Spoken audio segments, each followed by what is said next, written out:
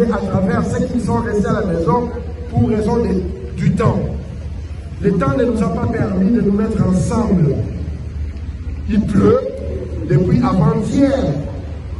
Mais nous devons passer le message. Le Congo, notre pays, est victime d'un complot international.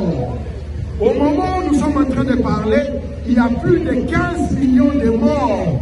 Un génocide que la communauté internationale, l'Organisation des Nations Unies de l'Occident, ne veut en parler pour la simple raison que ceux qui siègent au Conseil de sécurité sont ceux-là qui activent les meurtres, les massacres, les génocides de nos frères, nos sœurs, nos parents, nos amis, nos enfants. Notre silence devient complice de ces affres. Voilà pourquoi nous mobilisons les Congolais. Nous ne pouvons pas attaquer les ennemis extérieurs du Congo tant que nous avons les ennemis intérieurs. Et le premier ennemi intérieur du Congo s'appelle Félix Tshisekedi.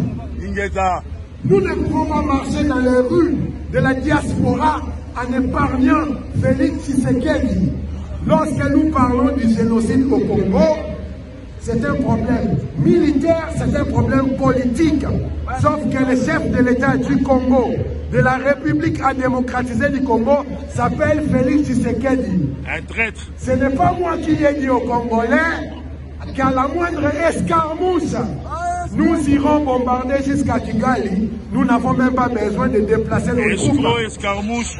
Ce n'est pas moi non plus qui suis allé à Luanda, en Angola, pour supplier Joao Lorenzo afin que nous puissions avoir une négociation avec Paul Kagame.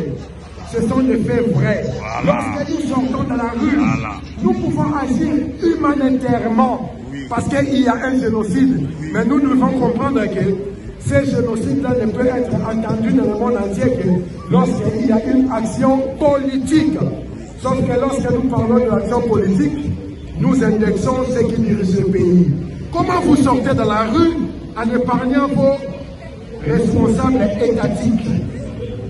Lorsque Félix Tshisekedi prête serment, il dit à haute voix, moi, Félix Tshisekedi, élu président de la République, je jure à haute voix de protéger l'intégrité territoriale du Congo, de protéger l'indépendance du Congo, de protéger la souveraineté du Congo. Nous n'avons qu'un seul responsable à qui nous devons mettre en face de ces responsabilités.